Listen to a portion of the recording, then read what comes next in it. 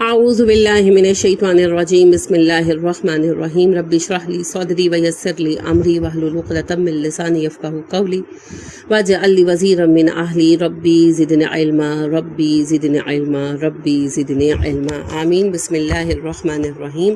السلام علیکم ورحمۃ اللہ وبرکاتہ۔ سورہ نساء آیت نمبر 166 سے آج ہم پڑھیں گے۔ اللہ ارشاد فرماتے ہیں لیکن اللہ یشہد گواہی دیتا ہے بما اس کے ساتھ انزلہ جو اتارا گیا الیک آپ کی طرف انزلہ اس نے نازل کیا ہے اسے بعلم ہی اپنے علم کے ساتھ، والملائکۃ اور فرشتے بھی یشہدون گواہ ہیں۔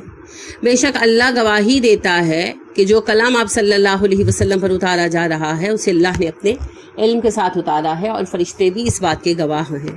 وکفیٰ باللہ شہیدا، اور اللہ کی گواہی ہی کافی ہے۔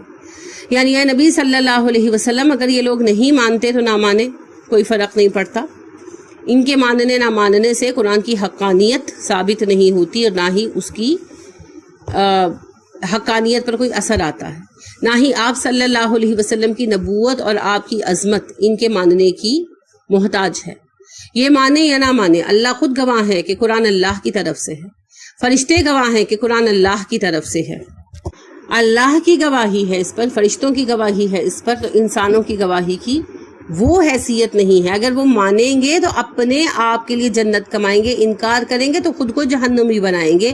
ان کے انکار اور اقرار پر آپ صلی اللہ علیہ وسلم کی نبوت، آپ کی عظمت اور آپ کی صداقت کا انحصار نہیں ہے۔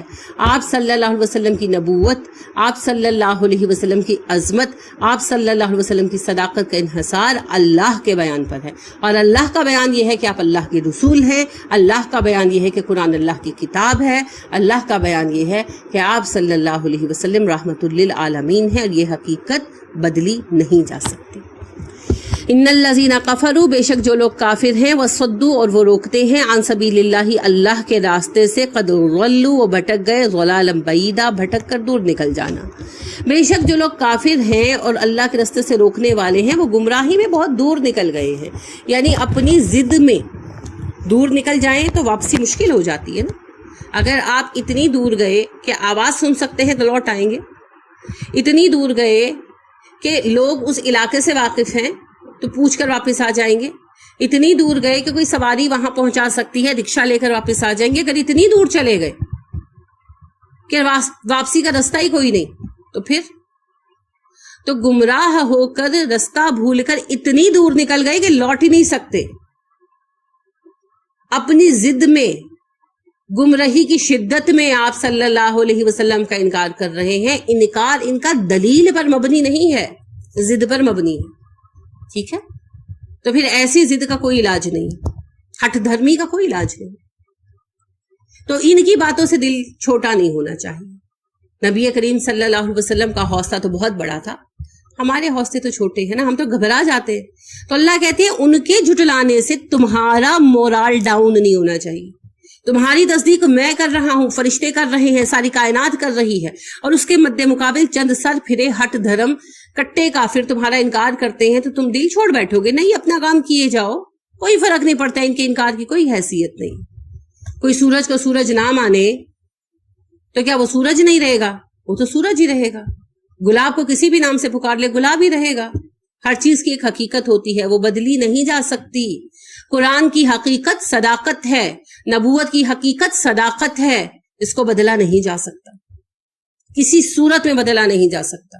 جس سے انکار کرنا ہے کر لے، کوئی فرق نہیں پڑتا۔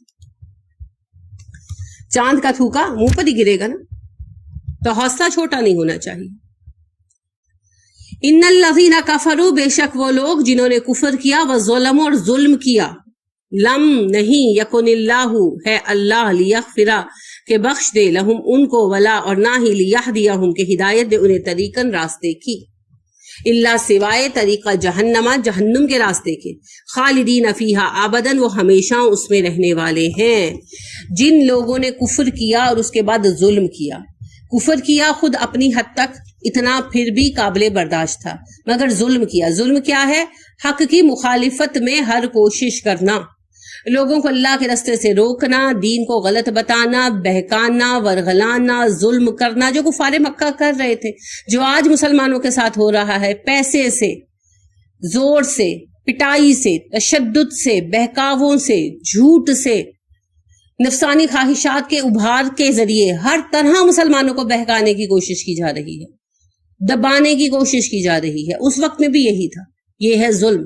پہلے تو کفر کر رہے ہیں، خود کافر ہیں، اس میں اللہ پھر بھی رعایت دیں گے، لیکن خود کافر ہیں، دوسروں کو کافر ہی رکھنا چاہتے ہیں۔ کوئی مسلمان ہو جائے برداشت نہیں ہوتا، انہیں طرح طرح سے روکتے ٹوکتے پھنساتے ہیں۔ تو ایسوں کو اللہ کہتے ہیں نہ میں معاف کروں گا، نہ ہی انہیں میں ہدایت دوں گا رستے کی، کیونکہ ہم نے اللہ سے دعا کی ہے نا، اہدنا الصراط، اللہ جی ہمیں رستہ دکھا دے۔ اور ہدایت میں نے جیسا کہ عرض کیا ہے بارہا، صرف رستہ دکھانا نہیں ہوتا، رستہ دکھانا، اس پر چلانا، ساتھ چل کر منزل پر پہنچانا شامل ہوتا ہے، کیونکہ ہادی وہ ہوتا ہے جو صحرا میں ساتھ چلتا ہے اور منزل تک چھوڑ کر آتا ہے۔ تو اللہ کہتے ہیں میں انہیں ہدایت بھی نہیں دوں گا رستے، انہیں کسی منزل تک نہیں پہنچاؤں گا، صرف جہنم ان کا ٹھکانہ بنے گا، صرف جہنم، اور اس جہنم میں وہ ہمیشہ رہیں گے۔ اب یہ نئے نئے فتنے اٹھ رہے ہیں۔ اگلے دن بھی مجھے کسی کا سوال موصول ہوا تھا کہ جاوید احمد غامدی صاحب کہتے ہیں کہ جو کافر مر گیا اس کے لیے بھی آپ دعا کر سکتے ہیں۔ تو یہ اپنی منمانی باتیں ہیں۔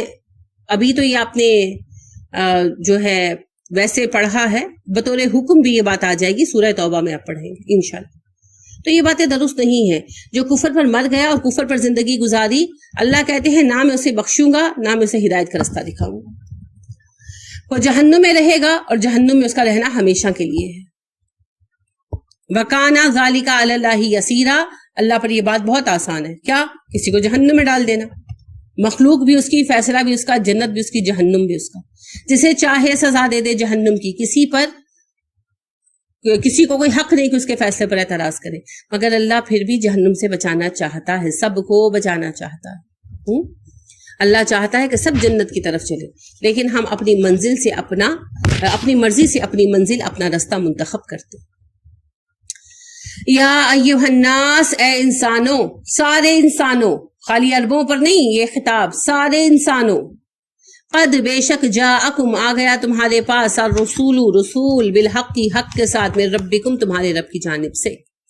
اے تمام انسانوں سن لو، تمہارے پاس رسول تمہارے رب کی طرف سے حق لے کر آ چکا ہے، محمد صلی اللہ علیہ وسلم حق لا چکے ہیں۔ فآمنوا، پس ایمان لے آؤ، خیر لکم تمہارے حق میں بہتر ہے۔ پہلی بات کہ یہ پیغام ساری انسانیت کے لیے ہے۔ دوسری بات کہ اس پر ایمان لانا سب پر لازم ہے۔ تیسری بات، ایمان لاؤ گے تمہارا بھلا ہوگا۔ تمہارے ایمان لانے سے نہ اللہ کی الوہیت بڑھ جانی ہے، نہ اس کی خدا کی خدائی میں اضافہ ہونا ہے، نہ نبی کریم صلی اللہ علیہ وسلم کی عظمت میں کمی یا بیشی ہونی ہے۔ ان کا تو جو مقام ہے وہ ہے۔ تمہارا ایمان تمہیں نفع دے گا، تم جنت پالو گے، جہنم سے بچ جاؤ گے۔ اپنے لیے ایمان لاؤ۔ تو اگر میرا نہیں بنتا نہ بن، اپنا تو بن۔ اپنے لیے تو کچھ کرو، دوسروں کی فکر چھوڑ بھی دو، اپنا تو سوچو۔ اللہ اکبر۔ وَإِنْ، اور اگر تکفروا، تم کفر کرو گے، فَإِنَّ، تو بے شک، للہ، اللہ کے لیے ہے، ما فی السماوات والارض، جو کچھ زمین و آسمان میں ہے۔ اگر تم کفر کرو گے تو اللہ کو کوئی پرواہ نہیں ہے۔ یاد رکھنا زمین و آسمان کی ہر چیز اللہ کی ملکیت ہے۔ تم چند گنے چنے انسانوں کے انکار سے کیا اللہ کو فرق پڑنے والا ہے؟ پوری عظیم الشان کائنات، اتنی عظیم کائنات کے ایک چھوٹے سے سولر سسٹم کے ایک چھوٹے سے سیارے پر ہم رہتے ہیں، ہم لوگوں کے انکار سے اللہ کو کیا فرق پڑے گا؟ یہ بے انتہا لامحدود عظیم الشان کائنات ساری کی ساری اللہ کی توحید پر گواہ ہے۔ سارے فرشتے، ساری مخلوقات سر جھکاتی ہیں، تو اللہ کو ہماری عبادت یا عبدیت کی ضرورت نہیں ہے۔ ہماری عبادت ہمارے کام آئے گی۔ ہم اللہ کے دین پر چلیں گے، ہماری زندگی پرسکون ہوگی۔ ہم اللہ کا راستہ اپنائیں گے، ہم پر رحمتیں آئیں گی، ہماری زندگی ریگولرائز ہوگی۔ جیسے قانون پر عمل کرنے سے امن و امان ہماری زندگیوں میں آتا ہے، اللہ کے دین پر چلنے سے ہماری زندگیاں پرسکون اور منظم ہوں گی، اللہ کو فرق نہیں پڑے گا. ان اللہ غنی عن العالمین وَكَانَ اللَّهُ عَلِيمًا حَكِيمًا، اللہ علم و حکمت والا ہے. ایسا نہیں کہ جو شرارتیں تم کر رہے ہو، جو بے وقوفیاں تم کر رہے ہو، اللہ کو پتہ نہیں، جانتا ہے، وہ سب جانتا ہے. اور ایسا بھی نہیں ہے کہ یہ ڈھیل ایسی اللہ نے دے رکھی ہے کہ کیے جاؤ مومنوں پر ظلم. نہیں، یہ سب ایک پروگرام کے تحت ہو رہا ہے، اور اللہ کھینچیں گے تمہارے وقت پر تمہیں. اور مومنوں کے لیے بھی سبق ہے کہ جو نیک کام تم کر رہے ہو اللہ سب جانتے ہیں. یہ نہیں کہ وہ لکھے نہیں جا رہے، سب حساب کتاب ہے اللہ کے پاس. اور اگر اس وقت اللہ نے تمہیں آزمائش میں ڈال رکھا ہے تو اس میں بھی حکمت ہے اللہ کی. ان حکمتوں سے مت گھبراؤ، نتیجہ بہترین نکلے گا اگر تم مومن ہو تو. وَأَنْتُمُ الْأَعْلَوْنَ إِن كُنتُم مُؤْمِنِينَ، اگر مومن ہو تو غالب آؤ گے تم فائنلی. دونوں کے لیے سبق ہے. یہ ایسی دنیا نہیں بنا دی گئی، اور یہ کوئی اندھا راجہ چوپٹ نگری نہیں ہے. سب کچھ صحیح چل رہا ہے، اللہ کے پلان کے تحت چل رہا ہے. جو آزمائشیں ہیں وہ تو آئیں گی، دارالامتحان جو ہے. یا اہل الکتابی، اے اہل کتاب، لا تغلو، غلب نہ کرو، فی دینکم، اپنے دین کے معاملے میں. ولا تقولوا، نہ کہو، علی اللہ، اللہ کے بارے میں، الا الحق، حق کے علاوہ کچھ بھی. اے اہل کتاب، اللہ کے دین کے معاملے میں، اپنے دین کے معاملے میں حد سے نہ بڑھو، غلب سے کام نہ لو، اور اللہ کی طرف حق کے سوا کوئی بات منسوب مت کرو. یہاں اہل کتاب سے خصوصیت کے ساتھ عیسائی مراد ہے. غلف کہتے ہیں کسی چیز کی تائید و حمایت میں حد سے بڑھ جانا، شدت پسندی اختیار کرنا. یہودیوں کا جرم یہ تھا کہ وہ عیسیٰ علیہ السلام کی نفرت میں حد سے بڑھ گئے، اور عیسائیوں کا جرم یہ تھا کہ وہ عیسیٰ علیہ السلام کی محبت میں حد سے بڑھ گئے. ایک نے کیا کہا، عیسیٰ علیہ السلام معاذ اللہ برے ہیں اور قابل موت ہیں، اس لائق ہے کہ مار دیے جائے معاذ اللہ.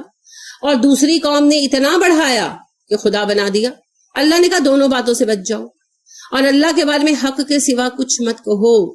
بہت ساری روایتیں بزرگوں کو لے کر بنائی گئی ہیں، ہمارے یہاں بھی تصوف میں وہ پوچھی جاتی ہے تو میں ان کی تردید کرتی ہوں. بارہا میرے سامنے یہ بات آئی، اور لوگوں نے مجھے مشورہ بھی دیا کہ آپ کوئی پوچھے تو ٹال دیں یا نہ کہیں، غلط نہ کہیں ان کو. مگر مسئلہ یہ ہے کہ اللہ کہتے ہیں وَلَا تَقُولُوا عَلَى اللَّهِ إِلَّا الْحَقِّ، حق کے سوا اللہ کے بارے میں کچھ مت کہو. تو میں کیسے اس جھوٹ کو سچ کہہ دوں جو سچ ہو نہیں سکتا. ایک بندہ آ کر مجھے کہتا ہے، پوچھتا ہے کہ کیا یہ واقعہ ہوا کہ ایک درویش جو ہے وہ سورج کو بلا کر زمین پر تو بوٹی بنوا لی انہوں نے، یہ ہو سکتا ہے؟ اور میں کہتی ہوں نہیں ہو سکتا. میں اس کے سوا کچھ کہہ ہی نہیں سکتی، اس لیے کہ اللہ کے بارے میں حق کے سوا کچھ کہنے کا ہمیں حق ہی نہیں ہے. اللہ حق ہے، اس کے بارے میں کہیں بھی جو وہ حق ہو، حقیقت ہو، سچ ہو. جھوٹ بولیں گے جہنم میں جائیں گے. اللہ پر جھوٹ نہیں باندھ سکتے. انما المسیح، بے شک مسیح، عیسیٰ بن مریم، عیسیٰ بن مریم، رسول اللہ، اللہ کا رسول ہے، وکلمتہ، اس کا کلمہ ہے، القا کیا اس کلمے کو، الی مریم، مریم کی طرف، وروح منہ، اور اس کی طرف سے ڈالی گئی روح ہے. عیسیٰ بن مریم، مسیح، اللہ کے رسول ہے. اللہ کا ایک فرمان ہے جو اللہ نے مریم کی طرف نازل کیا، اور ایک روح ہے جسے اللہ کی طرف سے بھیجا گیا مریم پر. تو یہ ہے وہ عقیدہ جسے بلا کم و کاست ماننا ہے. ٹھیک ہے، یہ ہے وہ حقیقی عقیدہ. اسی کو تسلیم کرنا ہم سب پر لازم ہے. کلمہ کا مطلب ہوتا ہے حکم، فرمان. تو اللہ نے کا یہ فرمان رحم پر نازل ہوا حضرت مریم کے کہ کسی مرد کے نطفے سے سیراب ہوئے بغیر حمل استقرار قبول کرے. ٹھیک ہے، اور یہی وہ عیسیٰ علیہ السلام کی پیدائش کا راز ہے جو عیسائیوں کو بتایا بھی گیا، مگر انہوں نے کچھ یونانی فلسفے سے گمراہ ہوئے اور کچھ سازشوں سے، اور کلمے کو کلام یا نطق سا کا ہم معنی سمجھا، اور پھر کلام سے اللہ کی صفت کلام مراد لی، اور پھر یہ قیاس قائم کیا کہ اللہ کی اس صفت کلام نے مریم کے بطن میں داخل ہو کر جسمانی صورت اختیار کر لی اور انسانی شکل میں پیدا ہوا اور یہ مسیح کہلایا. یعنی کہ توریت میں بھی انجیل میں، توریت میں نہیں، میں غلطی سے کہہ گئی، انجیل میں بھی عیسیٰ علیہ السلام کی پیدائش کے لیے یہی لفظ استعمال ہوا اور امت میں یہی لفظ کلمہ ہی رائج تھا، اور اللہ کے فرمان کی بجائے اسے ایگزیکٹلی اللہ کی گفتگو کے لیے، کلام کے لیے استعمال کیا جانے لگا اور کہا جانے لگا، بگاڑ دیا گیا عقیدے کو کہ اللہ کا، اس کا ظاہری اور صاف مفہوم تھا جو یہاں بھی ہے کلمت اللہ کا، کہ اللہ کا حکم تھا کہ مریم کے ہاں بغیر باپ کے بچہ پیدا ہو، اور ایسا ہو گیا. یہ اللہ کا حکم تھا جو مریم پر اترا، لیکن انہوں نے اسے بدل ڈالا کہ اللہ کی صفت کلام مجسم ہو کر مریم کے رحم میں داخل ہوئی اور انسانی شکل میں پیدا ہو گئی. تو یہ گھڑی ہوئی بات ہے، یہ جھوٹ ہے جو خود بنا لی. اب یہاں بھی اگلا جو جملہ ہے وہ روح منہ، اس کا مطلب یہ ہے کہ حضرت عیسیٰ علیہ السلام کو اللہ نے بڑی پاکیزہ روح عطا کی تھی جو بدی سے ناشنا تھی، وہ سرشتاً نیک انسان تھے، اور یہی سچ ہے. لیکن یہی بات ابتدا میں عیسائیوں میں، یعنی مسلمانوں میں جو عیسیٰ علیہ السلام پر ایمان لائے، رائج رہی. مگر جب بگاڑ پیدا ہوا اسلام میں اور عیسائیت نے جنم لینا شروع کیا تو اس کا معنی یہ کیا جانے لگا روح من اللہ کا، کہ اللہ نے اپنی روح کا ایک حصہ عیسیٰ علیہ السلام میں ڈال دیا، اور اللہ کی اپنی روح مقدس تھی جو اللہ نے ڈالی. روح القدس سے یہ معنی لیے جانے لگا ہولی گوسٹ، کہ اللہ نے اپنی روح ڈال دی، اور اس طرح عیسیٰ علیہ السلام کے اندر جو ہے اللہ کی ڈالی ہوئی روح ہے جو اللہ کے وجود سے الگ ہو گئی، تو اسے تیسرا خدا بھی بنا دیا گیا. ٹھیک ہے، یہ سارے بگڑے ہوئے معنی ہیں، ان کی کوئی حقیقت نہیں ہے. بہت سادہ سی بات ہے کہ اللہ کا یہ حکم تھا کہ باپ کے بغیر عیسیٰ پیدا ہوں، اور یہ حکم مریم کے رحم پر اتارا گیا اور اس نے اسے فالو کیا. عیسیٰ ایک پاک روح تھے جو مریم کے رحم پر اتاری گئی اور انہوں نے جنم لیا، پیدا ہوئے. تو اس میں کوئی ایسا فلسفیانہ نکتہ نہیں ہے، کوئی ایسی گتھی نہیں ہے جسے سب سلجھانے کے چکر میں ہم دور ازکار مانے لائیں اور گمراہی کا شکار. فآمنوا باللہ ورسلہ، پس ایمان لاؤ اللہ پر اور اللہ کے رسولوں پر، یعنی اللہ کو اکیلا مانو اور اس کے سارے رسولوں پر ایمان لاؤ. کسی ایک رسول کا انکار سب کا انکار ہے. وَلَا تَقُولُوا ثَلَاثَةٌ، اور مت کہو کہ خدا تین ہے، یعنی عقیدہ تثلیث، بلیف آف ٹرینٹی. تین کے عقیدے کو چھوڑ دو. اچھا، ہندوؤں میں بھی تین کا عقیدہ ہے، اس میں بھی کوئی خاص وہ ہوگا شیطان کا الجھاؤ. عیسائیوں میں بھی تین کا عقیدہ آیا، باپ خدا، بیٹا خدا اور روح القدس، جو میں نے بھی عرض کیا معاذ اللہ ثم معاذ اللہ، کہ اللہ رب کریم نے اپنی صفت کلام کو مریم کے پیٹ میں انسانی بچے کی شکل میں ڈھالا اور پیدا کیا. تو یہ بیٹا خدا، باپ خدا جو اصل خدا ہے، اور اللہ نے جو خاص روح عیسیٰ کے اندر ڈالی، روح القدس، جیسے ہم سورہ بقرہ میں پڑھ آئے ہیں نا، ایدناہ بروح القدس، ہم نے جبرائیل کے ذریعے مدد دی اس عیسیٰ علیہ السلام کو. تو روح القدس کو انہوں نے کہا کہ اللہ نے اپنی روح کو، ایک حصے کو اپنی روح کے الگ شکل دے کر مددگار بنا دیا. تو وہ ہولی گوسٹ جو ہے وہ ایک علیحدہ خدا بنا دیا گیا. تو تین خدا بن گئے. اور یہ جو ہیں ہندو ہمارے ہمسائے، ان کے اندر بھی تین خداؤں کا ہے، برہما، ویشنو، شیو، یہ مل جاتے ہیں تو تریمورتی کا عقیدہ بنتا ہے، ٹرینٹی بنتا ہے. تو اللہ کہتے ہیں تین خداؤں کے عقیدے کو چھوڑ دو، خواہ وہ تمہارے اندر کسی بھی شکل میں پائے جائیں. اصل بات یہ ہے کہ عیسائی ایک ہی وقت میں توحید کو بھی مانتے ہیں اور تثلیث کو بھی. وہ کہتے ہیں تین میں سے ایک میں سے تین.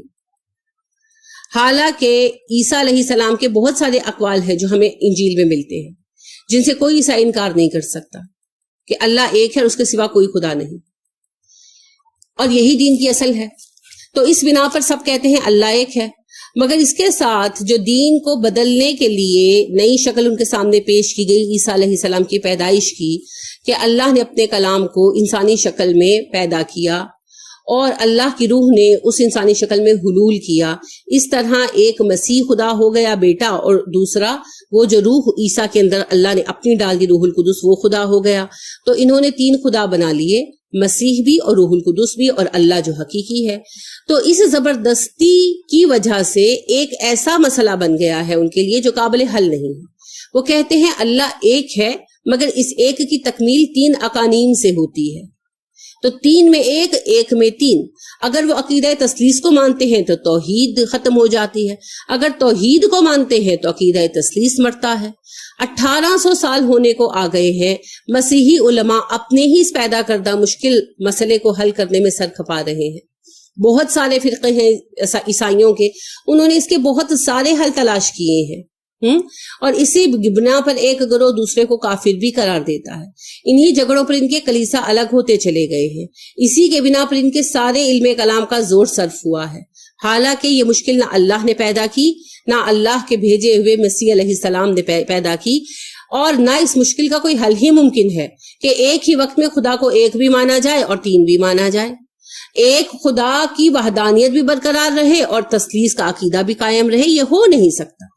اس مشکل کو ان کے غلب نے پیدا کیا، اور اس کا حل بس یہی ایک بات ہے کہ یہ غلب سے شدت پسندی سے باز آ جائیں اور مسیح اور روح القدس کی الوہیت کا بیکار تصور چھوڑ دیں۔ مسیح علیہ السلام اللہ کے بندے اور رسول ہیں۔ ہمارے ہاں بھی تو نبی کریم صلی اللہ علیہ وسلم کو لے کر ایسا ہی غلف کیا جاتا ہے نا، اور پھر آپ صلی اللہ علیہ وسلم نور ہیں اور بشر ہیں کی بحثیں چھیڑ کر وہ نکتے نکالے جاتے ہیں کہ سبحان اللہ۔ جس وقت ہلاکو خان نے بغداد پر حملے کا ارادہ کیا، اور یعنی کہ جب حملہ آور ہوا، جب اس نے گھیراؤ کیا، تو بغداد میں حاکم وقت کے دربار میں یہ مناظرہ چل رہا تھا کہ نبی کریم صلی اللہ علیہ وسلم کا سایہ تھا کہ نہیں تھا۔ انا للہ و انا الیہ راجعون۔ اور اتنا علم ضائع کیا پھر تاتاریوں نے کہ کئی دن تک دجلہ کا پانی کالا رہا، اتنی کتابیں جو ہیں انہوں نے اٹھا پھینکی۔ تو یہ بیکار کی بحثیں ہیں، ان سے کچھ حاصل نہیں ہونا۔ اللہ کے ہاں صرف ایک بات کی ویلیو ہے، نبی صلی اللہ علیہ وسلم کو کتنا مانیں گے، کتنا ان کی اطاعت کی ہوگی آپ۔ تو بہرحال محبت میں غلب یا نفرت میں غلب، دونوں چیزیں انسان کو حق سے ہٹا دیتی ہیں، کیونکہ حق ہے اعتدال۔ غلب کریں گے تو اعتدال سے ہٹ جائیں گے، ٹھیک ہے؟ تو اللہ نے کہا غلب چھوڑ دو، اللہ کو الہ واحد مانو اور سارے رسولوں کو صرف رسول مانو اور اللہ کا بندہ مانو، معاملہ ٹھیک ہو جائے گا۔ انتہو، باز آ جاؤ، خیر لکم، تمہارے حق میں اچھا ہے، تم اس شرک سے باز آ جاؤ، تمہارے حق میں اچھا ہے، اس بدعقیدگی سے باز آ جاؤ، تمہارے حق میں اچھا ہے۔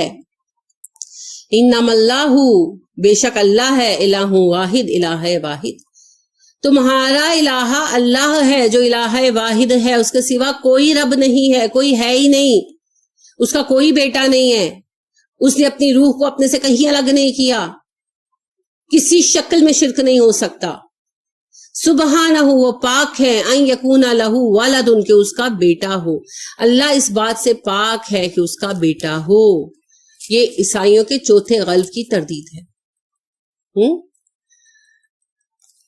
بائبل کا جو نیو ٹیسٹیمنٹ ہے، عہد نامہ جدید، اس کی روایات اگر صحیح بھی ہوں تو ان سے پہلے جو 3 انجیلیں ہیں ان سے زیادہ بس اتنا ہی ثابت ہو سکتا ہے کہ عیسیٰ علیہ السلام نے خدا اور بندوں کے تعلق کو باپ اور اولاد کے تعلق سے تشبیہ دی، یعنی اس میں باپ خداوند کہا جاتا ہے نا، میرے خداوند نے کہا، تمہارے باپ نے تم سے کہا، تو اس میں صرف یہ ثابت ہوتا ہے کہ عیسیٰ علیہ السلام اللہ اور بندوں کے رشتے کو واضح کرنے کے لیے باپ اور اولاد کا لفظ استعمال کرتے تھے، اور یہ استعارہ ہے، اور یہ تنہا مسیح علیہ السلام کی خصوصیت نہیں ہے، بلکہ قدیم ترین زمانے سے بنی اسرائیل میں خدا کے لیے باپ کا لفظ استعمال کرتے چلے آ رہے تھے، اور اس کی مثالیں بائبل کے قدیم عہد نامے میں یعنی اولڈ ٹیسٹیمنٹ میں بکثرت موجود ہیں۔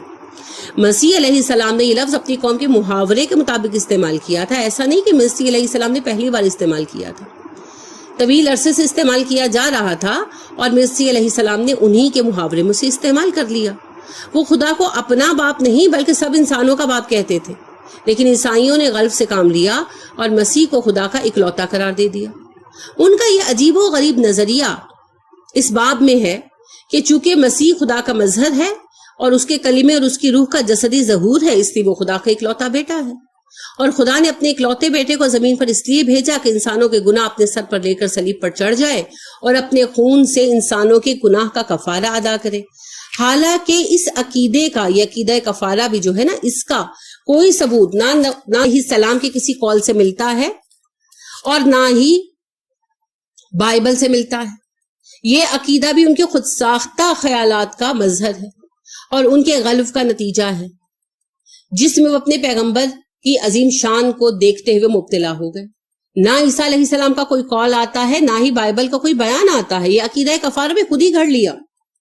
تو اللہ تعالیٰ نے یہاں کفارہ کے عقیدے ہی کی تردید نہیں کی یہاں پر، کیونکہ یہ عیسائیوں کا کوئی مستقل عقیدہ نہیں تھا، بلکہ عیسیٰ علیہ السلام کو خدا کا بیٹا قرار دینے کی بنیاد اور اس کی فلسفیانہ وضاحت یہ کی، یعنی کہ قدرتی بات ہے جب انہوں نے کہا کہ عیسیٰ علیہ السلام اللہ کے بیٹے ہیں تو لوگوں نے کوشچن کیا کہ اللہ نے اپنے اکلوتے بیٹے کو اتنی تکلیف کے ساتھ صلیب پر چڑھنے دیا، اپنے اکلوتے بیٹے پر اتنا تشدد اور ظلم ہونے دیا۔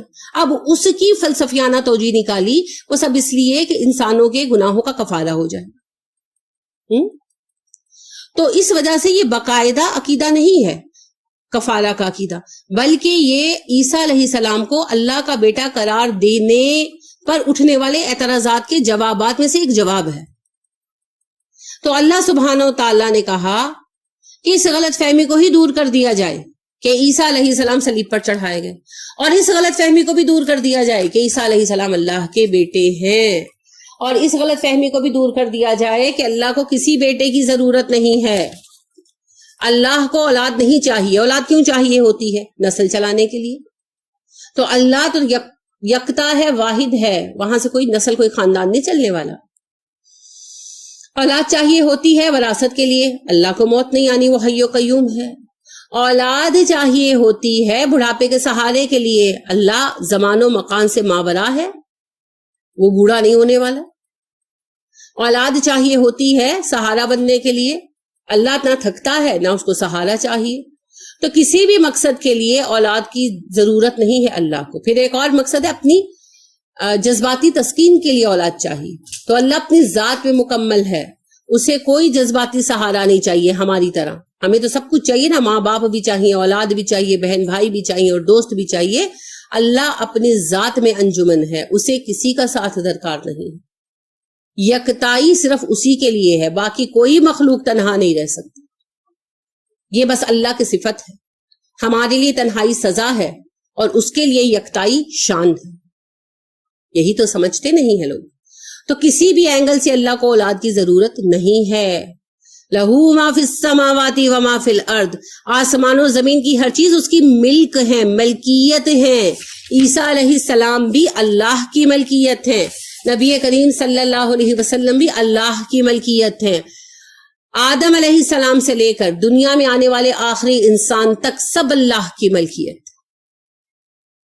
اور کوئی اپنے غلام کو اپنا وارث بناتا ہے؟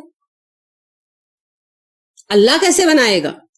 وَكَفَى بِاللَّهِ وَكِيلًا، اللہ اکیلا ہی کافی ہے کارسازی کے لیے، کہ اللہ کو نئے نئے رشتے بنانے کی ضرورت نہیں ہے کہ خدائی کے نظام کو چلانے کے لیے 2-4 بیٹے پیدا کر لوں معاذ اللہ۔ اللہ اکیلا کافی ہے پوری دنیا کی کارسازی کے لیے۔ اللہ کو ضرورت نہیں ہے کہ وہ اپنے لیے ایک ساتھی بنائے کہ میں خدائی کا کام کر کر کے تھک گیا ہوں، آج میں نے چھٹی کرنی ہے تو آج تم ذرا خدائی کا کام دیکھ لینا معاذ اللہ۔ کوئی ایسا سین نہیں ہے بھائی، کچھ نہیں ایسا۔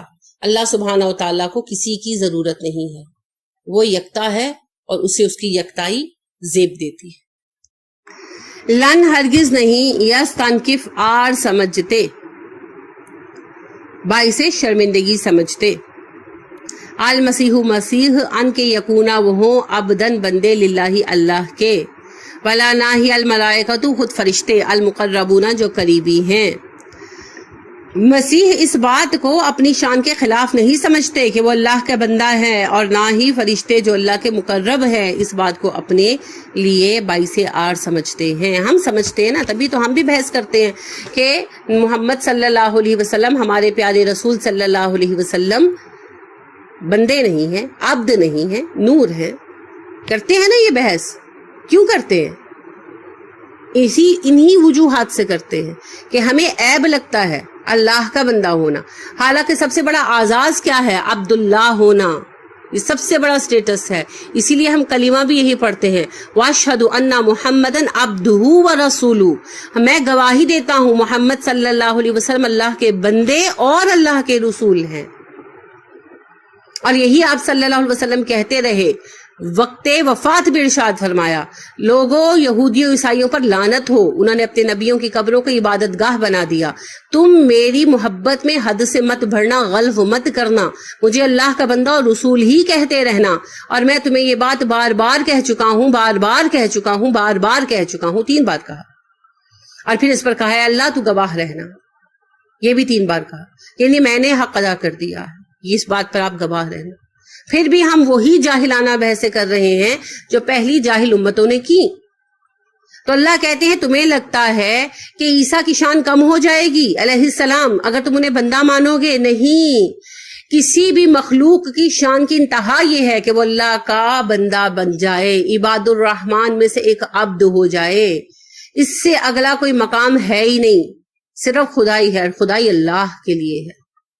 وَإِلَٰهُكُمْ إِلَٰهٌ وَاحِدٌ لَا إِلَٰهَ إِلَّا هُوَ الرَّحْمَٰنُ الرَّحِيمُ، باقی سب بندے ہیں، اور بندوں میں سب سے افضل مومنین ہیں، مومنوں میں رسول ہے، اور رسولوں میں نبی کریم صلی اللہ علیہ وسلم ہے۔ بعد از خدا بزرگ تو یہ قصہ مختصر۔ فرشتے بھی اللہ کے بندے ہیں، مقرب ترین فرشتے جبرائیل علیہ السلام، اور ان سے بھی مقرب جو اللہ کے عرش کے حامل ہیں، حاملین عرش فرشتے، وہ بھی اللہ کے بندے ہیں، وہ بھی سجدے کرتے ہیں، وہ بھی دعائیں مانگتے ہیں، وہ بھی عجز کا اظہار کرتے ہیں، سب اللہ کے بندے ہیں۔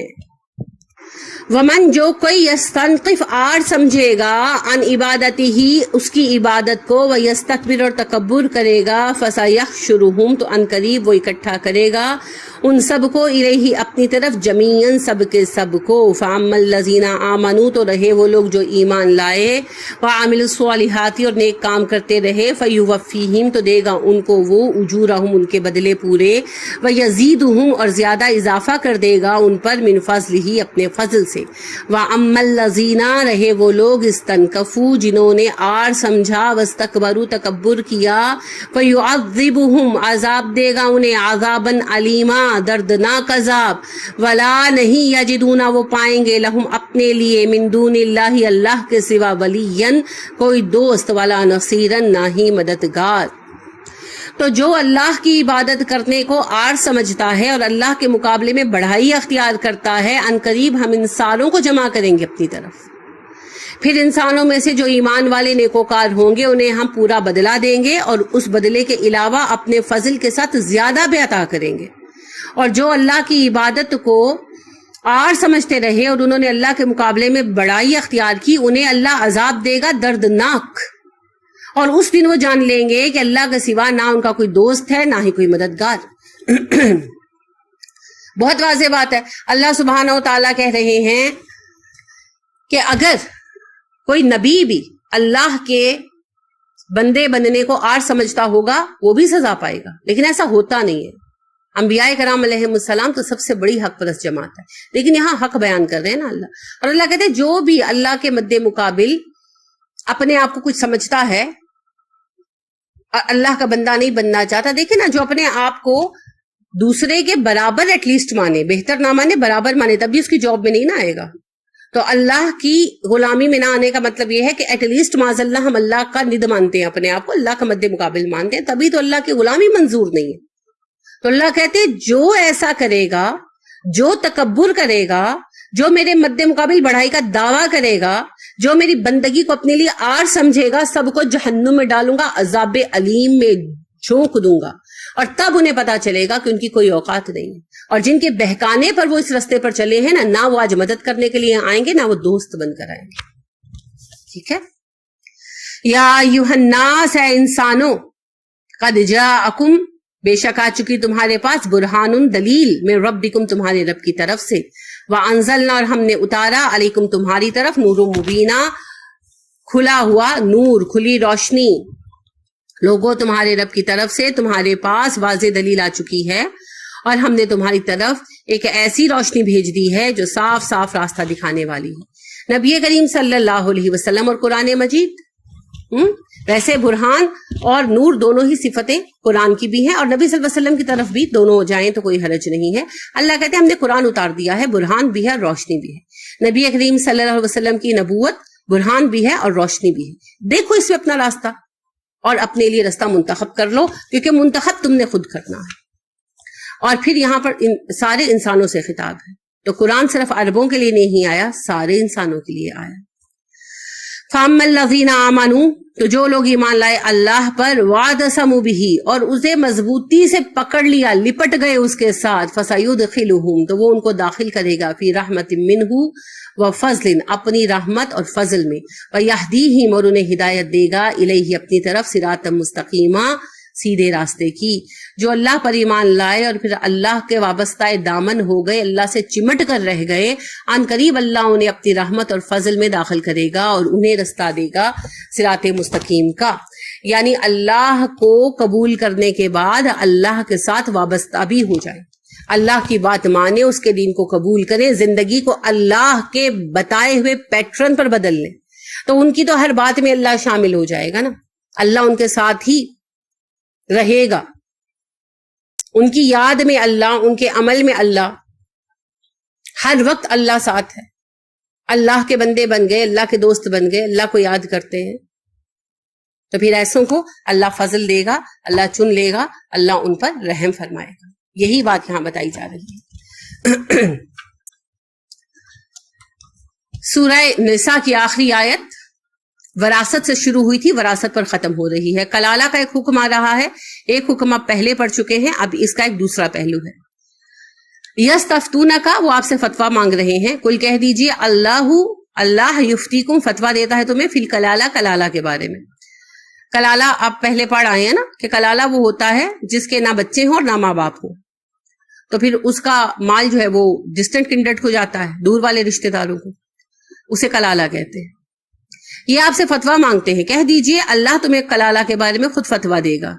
ان نمرؤن، اگر کوئی شخص ایسا ہو، حالانکہ جو فوت ہو جائے، لیسا لہو ولدن، نہ ہو اس کی اولاد، ولہ اختن، اور اس کی ایک بہن ہو، فلہ نصف ما ترک، تو جو وہ چھوڑے گا اس کا آدھا بہن کے لیے ہے، وہوا یرثہ، اور وہ خود وارث ہوگا اس کا، ان اگر لم نہ یکن، ہو لہا اس کا ولدن، کوئی بچہ۔ اگر ایک شخص مر جائے اس حالت میں کہ اس کی کوئی اولاد نہ ہو اور اس کی ایک بہن ہو، تو بہن بھائی کا آدھا مال پائے گی، اور اگر بہن کا کوئی بچہ نہ ہو اور وہ مر جائے تو بھائی اس کے مال کا وارث ہوگا۔ فَإِنْ كَانَتْ تَثْنَتَيْنِ، اور اگر ہو دو بہنیں، فَلَهُمَا ثُلُثَانِ، تو دونوں کو تیسرا حصہ ملے گا۔ دو بہنیں ہوں تو انہیں مال کا 2/3 مل جائے گا، جو ان کے درمیان تقسیم کیا جائے گا برابر، مما تعالیٰ کا، اس کا چھوڑا ہوا۔ اگر دو بہنیں ہوں تو ان میں 2/3 2/3 مال برابر تقسیم کر دیا جائے گا بھائی کے چھوڑے ہوئے مال میں سے۔ وَإِنْ كَانُوا إِخْوَةً رِجَالًا وَنِسَاءً، پھر اگر کئی بہن بھائی ہوں، مرد بھی اور عورتیں بھی، فَلِلذَّكَرِ مِثْلُ حَظِّ الْأُنثَيَيْنِ، تو مرد کو عورتوں کا دگنا حصہ ملے گا، ٹھیک ہے، کہ جو حصہ ان کے لیے آ رہا ہے ترکے کا، اس کو بہن بھائیوں کے مابین تقسیم کر دیا جائے گا، اور وہی وصول ہوگا، بھائیوں کو 2 گنا اور بہنوں کو آدھا۔ یبین اللہ لکم، اللہ آگاہ کر رہا ہے تمہیں وضاحت کے ساتھ، ان تضلوا، تاکہ تم گمراہ نہ ہو جاؤ، اللہ کھول کر احکام بیان کر رہا ہے تاکہ تم گمراہ نہ ہو۔ واللہ بکل شیء علیم، اللہ ہر چیز کا علم رکھنے والا ہے۔ کلالہ کے معنی میں آپ سے عرض کر چکی، جس کی اولاد بھی نہ ہو اور والدین بھی نہ ہو۔ اب آپ پڑھ آئے ہیں سورہ نساء ہی کی آیت نمبر 12 میں کلالہ کا حکم آپ نے پڑھا ہے، وَإِنْ كَانَ رَجُلٌ يُورَثُ كَلَالَةً أَوِ امْرَأَةٌ وَلَهُ أَخٌ وَأُخْتٌ فَلِكُلِّ وَاحِدٍ مِّنْهُمَا السُّدُسُ فَإِنْ كَانُوا أَكْثَرَ مِنْ ذَلِكَ فَهُمْ شُرَكَاءُ فِي الثُّلُثِ مِنْ بَعْدِ وَصِيَّةٍ يُوصَى بِهَا أَوْ دَيْنٍ غَيْرَ مُضَارٍّ وَصِيَّةً مِّنَ اللَّهِ، اگر وہ مرد یا عورت جس کی میراث تقسیم ہو رہی ہو وہ بے اولاد ہو اور اس کے ماں باپ زندہ نہ ہو مگر اس کا ایک بہن یا بھائی موجود ہو، تو بھائی اور بہن ہر ایک کو چھٹا حصہ ملے گا، اور بھائی بہن ایک سے زیادہ ہو تو کل ترکے کے 1/3 میں وہ سب شریک ہوں گے، وصیت پوری کر دیے جانے کے بعد اور میت کا قرض چکا دینے کے بعد، بشرطے کہ وصیت کسی کے لیے تکلیف دینا ہو، اور یہی اللہ کا حکم ہے۔ تو یہاں بھی کلالہ کا بہن بھائی کا حق بتایا گیا، اور یہاں بھی، اور دونوں حقوں میں فرق ہے، ٹھیک ہے۔ یہاں پر یہ بتایا گیا کہ اگر کلالہ کا ورثہ تقسیم کرنا ہو، ایک بہن ہو تو وہ آدھا حصہ پائے گی، اور اگر بہن بے اولاد مرے، کلالہ مرے، تو بھائی اس کا پورا پائے گا۔ اگر 2 بہنیں ہوں تو انہیں 2/3 میں برابر برابر حصہ دار بنایا جائے گا، اور اگر بہت سارے بہن بھائی ہوں تو پھر وہ ساری کی ساری جو ہے اس 2/3 میں حصے دار ہوں گے اور مردوں کو حصہ عورتوں سے دگنا ملے گا. تو یہ دونوں میں فرق اس لیے ہے کہ جو آیت نمبر 12 ہے اتفاق رائے ہے اس بات پر، اجماع ہے کہ اس سے مراد اخیافی بھائی ہے، یعنی وہ میت کے بہن بھائی جو ماں کی طرف سے ہیں. ٹھیک ہے، یعنی ان کی ماں ایک ہو باپ ایک نہ ہو. اور جو یہ آخری آیت کا حکم ہے یہ سگے بہن بھائیوں کے لیے ہے اور علاقی بہن بھائیوں کے لیے ہے، یعنی یا تو وہ سگے ہوں یا ان کا باپ ایک ہو. ٹھیک، اگر ماں ایک ہو تو پھر حصہ چھٹا بنے گا ایک بہن کا، اور ایک سے زیادہ ہونے کی صورت میں 1/3 میں سب شریک ہوں گے. اگر سگے بہن بھائی ہوں یا باپ ایک ہو تو پھر اکیلی بہن کو آدھا ملے گا، 2 بہنیں ہوں گی تو 2/3 ملے گا، اور بہت سارے بہن بھائی ہوں گے تو بھی 2/3 میں شریک ہو جائیں گے. ٹھیک ہے، اور بھائی کو بہن کا سارا مل جائے گا. تو یہ فرق اس اعتبار سے ہے. حکم دونوں کلالہ کے بارے میں ہے اور حکم دونوں ہی جو ہے نا وہ بہن بھائیوں کے بارے میں ہے. کلالہ کا حکم آپ کو سمجھ آ گیا. جو آیت نمبر 12 کا حکم ہے وہ ماں ایک ہو اور باپ الگ ہو ان بہن بھائیوں کا ہے. اور جو یہ آیت نمبر 167 کا حکم ہے 167 نہیں 176 لاسٹ آیت ہے 176، اس آیت کا جو حکم ہے یہ سگے بہن بھائی اور علاقی یعنی کہ جن کا باپ ایک ہو ان بہن بھائیوں کا حکم ہے. واضح؟ تو سورہ نساء مکمل ہوئی، اس میں کتنے عظیم موضوعات آئے، کتنی اہم باتیں ہوئیں، سب آپ نے سیکھی. وراثت کے احکام سیکھے اور ہدایت پر قائم رہنے کے عظیم اصول سیکھے. اللہ ہمیں ان سے فائدہ اٹھانے کی توفیق عطا فرمائے. اب انشاءاللہ اگلی سورت شروع ہوگی. آپ کو مبارک ہو، آپ نے ایک بہت ہی اہم سورہ پڑھی. عمر فاروق رضی اللہ عنہ نے جب مسلمان بچیوں اور بچوں کے لیے نصاب مقرر کیا کہ اتنا قرآن سمجھنا سب کے لیے ضروری ہے، تو اس میں سورہ نساء بھی شامل کی. تو مبارک ہو کہ آپ نے سورہ نساء جیسی عظیم سورت کو پڑھا اور سیکھا. اللہ ہمیں اس سے فائدہ اٹھانے کی توفیق عطا فرمائے. آمین. السلام علیکم ورحمۃ اللہ وبرکاتہ. سبحانک اللہم و بحمدک ونشہد ان لا الہ الا انت ونستغفرک ونتوب الیک.